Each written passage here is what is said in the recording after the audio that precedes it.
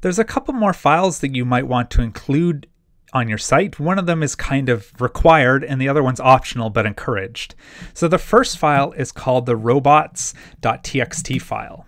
So this needs to be in the root of your domain, and all search engines automatically look for it, at least the good ones. And what it does is allows you to prevent certain things from showing up in search results.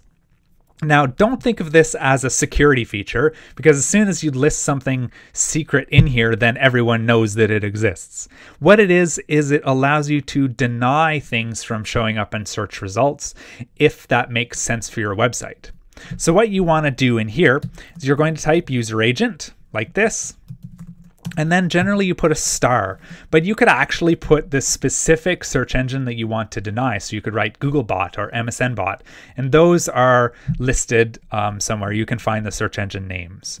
After you do that, you type disallow and then whatever you want. So if you don't want your images of your website to show up in the images search results, you could just do like that, disallow IMG. That would prevent all of your images from showing up in the image search results page.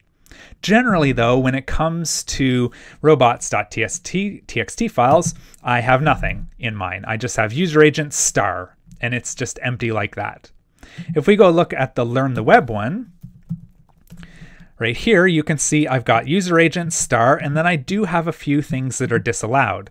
And these are the live websites that I don't really want them to impact my search results because they're not about the same subject. Like, for instance, the small screen layout is all about dinosaurs. So I don't want my website to show up for dinosaurs. So I've hidden them from search results pages. So that's what the robots.txt looks like for Learn the Web. You'll also notice there's an entry here for sitemap. The other thing we want to put then in our robots.txt file is sitemap, which is a path to where the search engine can find the sitemap file. So it has to be a full thing, like https://chocolatiers.ca/sitemap.xml. It has to be the full domain and everything like that.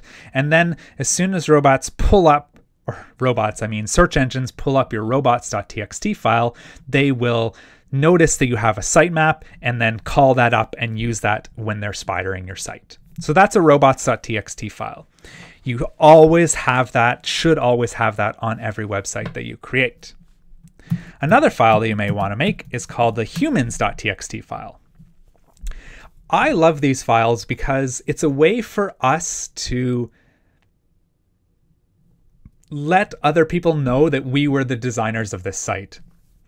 So movies have credits that run at the end, so the humans.txt file is kind of like the credits of a website.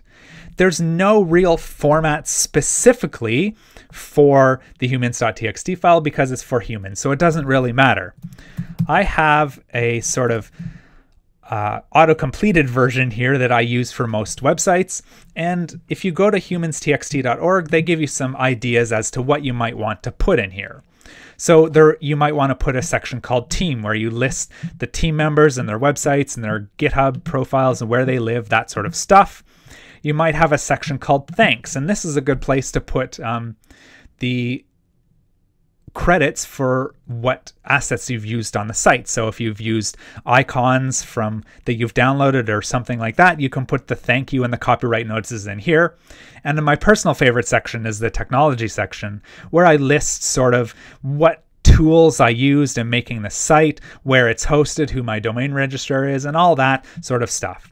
So the humans.txt file is purely for humans, and you can get extensions in your browser that alerts you when the website has a humans.txt.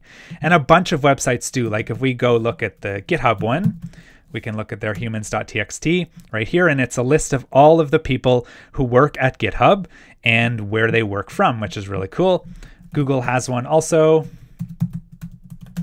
like this. So Google just says that they're built by a whole bunch of people and stuff like that. So humans.txt files exist in a lot of different websites, and it's fun to read them and see what people put in them. Sometimes there's like great ASCII art and stuff like that to look at.